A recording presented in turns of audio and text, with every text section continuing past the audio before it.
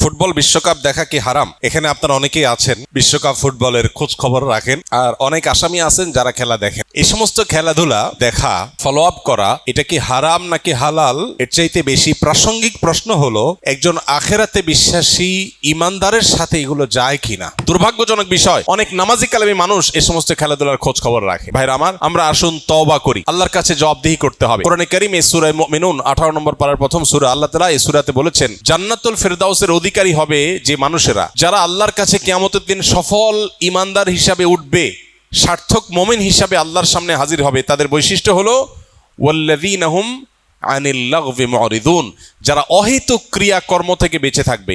নবীজি সাল্লাল্লাহু আলাইহি সাল্লাম বলেছেন, মিন হুসনি ইসলামিল মারই তারকুহু মা লা ইয়ানি, একজন মানুষের ইসলাম সুন্দর হবে যখন সে অহেতুক অনর্থক কাজ পরিহার করবে। অনর্থক কাজ করে সে কখনো ভালো মুসলমান হতে পারে না।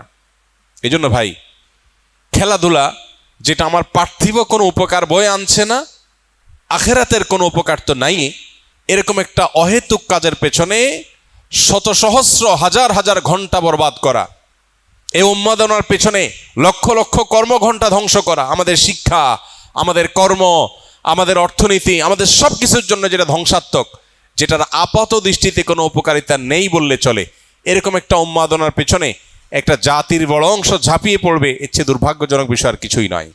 এজন্য এটা থেকে ফেরাবার জন্য সেরকম সত্যিকারের দেশপ্রেমিক, সত্যিকারের উম্মাহ প্রেমিক, সত্যিকারের দেশের মানুষের কল্যাণ চায়, এরকম মানুষ আমাদের সমাজে খুব বেশি নেই।